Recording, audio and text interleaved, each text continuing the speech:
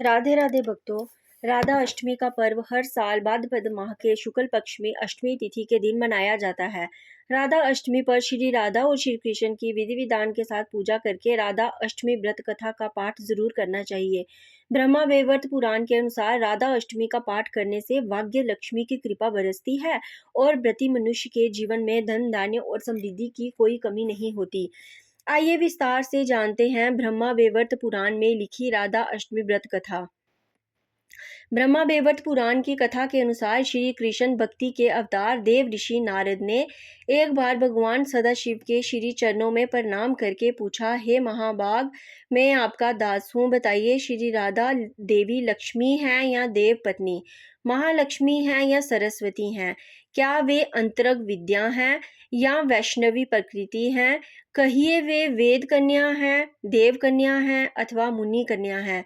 नारद जी की बात सुनकर सदाशिव जी बोले, हे मुनिवर, एक मुंह से मैं अधिक क्या कहूँ, मैं तो श्री राधा के रूप लावण्य और गुण आदि का वर्णन करने में अपने को असमर्थ पाता हूँ।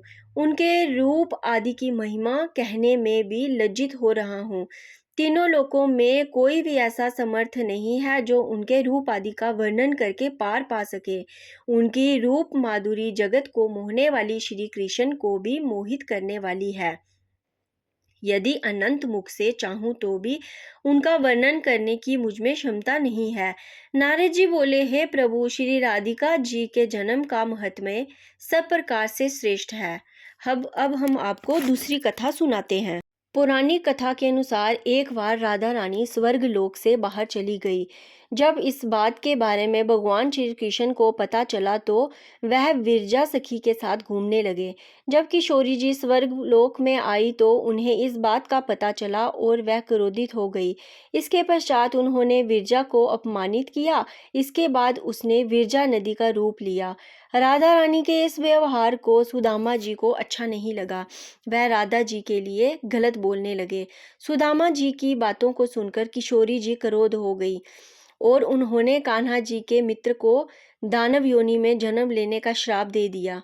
सुदामा ने भी राधा जी को इंसान योनि में जन्म लेने का श्राप दिया। इसके पश्चात सुदामा के श्राप की वजह से राधा रानी को भगवान श्री कृष्ण का वियोग का सामना करना पड़ा। कुछ पुरानी कथाओं के अनुसार द्वापर युग के दौरान जगत के पालनहार भगवान विष्णु ने कान्हा जी के रूप में अवतार लिया और उनकी पत्नी धन की देवी माँ लक्ष्मी राधा रानी के रूप में पृथ्वी पर अवतार लिया।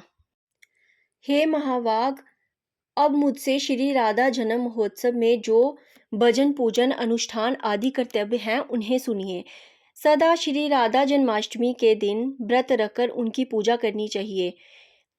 श्री राधा कृष्ण के मंदिर में ध्वजा, पुष्प, माले, वस्त्र, पताका, तोरणा आदि नाना प्रकार के मंगल द्रव्यों से यथाविधि पूजन करनी चाहिए। स्तुति पूर्वक सुबासित गंध, पुष्प, धूप आदि से सुगंधित लेकर उस मंदिर के बीच में 5 रंग के चूर्ण से मंडप बनाकर उसके भीतर षोडशल दल के आकार का कमल यंत्र बनाएं।